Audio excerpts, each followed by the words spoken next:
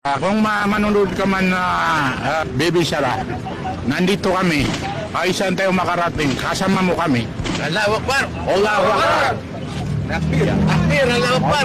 Hindi lang sa buong Pilipinas, kung saan man may Pilipino, ipakita natin na hindi nag-iisa ang Vice President natin. Tutulong po kami hanggang sa dulo. Kung kinakailangan, magsabi lang ng mga kapatid natin, may magtitipon, susuporta po kami. Kahit saan makakarating yung Muslim Alliance, susuporta po kami. Hindi po namin iiwan yan. Hindi po nag-iisa yung mga taong naapi, lalo na yung Vice President natin. Ang mensahe ko kay VP Sara, wag po kayo matakot. Hindi po kayo nag-iisa.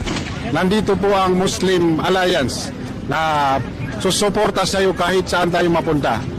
Yung 32,000 votes na bumoto kay VP Sara, kailangan po tayo ni VP Sara. Sana po marinig nyo itong panawagan namin na sumuporta at sumali sa aming pagkakaisa. House of Representatives, gawin nyo na lang yung talagang totoong trabaho ninyo. Kalimutan nyo na lang yung impeachment kay Sara.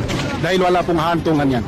Dahil hindi namin pababayaan si VP Sara hanggang sa huli. Nandito pa rin kami kay VP Sara. Yung mag-ama, gusto naming suportahan yan hanggang sa dulo. 2028 election, makikita nyo po ang Muslim Alliance. Duterte!